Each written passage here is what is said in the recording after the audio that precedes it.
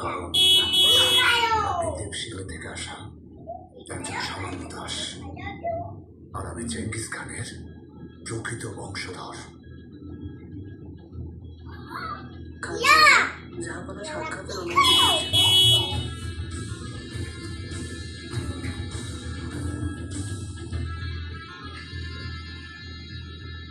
বাদশা, হামদান সুলতান নিজের কাছে তাদের অপেক্ষায় আছেন।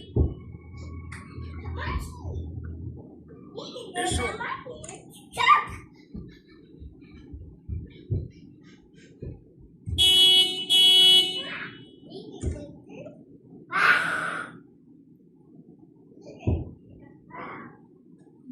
যাবো না। সহদর হওয়া সত্ত্বেও রাজ পরিবারের শত্রুকে ধরিয়ে দিয়ে সাহসের পরিচয় দিয়েছো তুমি, মেহমেদ কিরায়। আপনি মহত্যায় প্রাণ ভিক্ষা দিয়েছেন। এই ত্যাগকে আনুগত্যের প্রমাণ হিসেবে গ্রহণ করুন, এর ব্যতিক্রম হবে না। ভালো, শাহিনের প্রাণ ভিক্ষা দিয়েছি,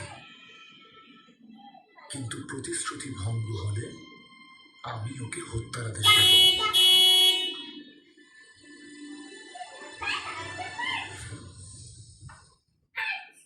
এসো।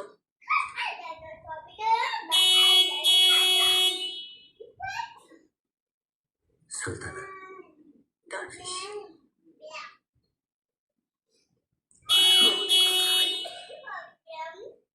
এখন আমাকে এড়িয়ে চলার চেষ্টা করছো।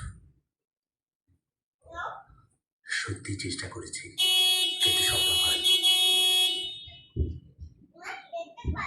ফারিয়া সুলতানের মৃত্যুতে না চাইলেও একটা প্রভাব পড়েছে। সেটা না কাটা পর্যন্ত কিছুদিন দেখা হোক, তা আমি চাই। আহমেদ খান অভিযানে যাচ্ছে, প্রথম অভিযান। অভিজ্ঞতা নেই, সবসময় ওর প্রতি খেয়াল রাখবে। নিশ্চিত থাকুন সুলতানা, সব সময়ের মতোই জীবন বাজি রেখে ওনাকে রক্ষা করব। ইনশাআল্লাহ, এই একটাই ভরসা, ওর সঙ্গে যাচ্ছ। দারভিশ, শুধু আহমেদই না, তোমাকেও বলছি,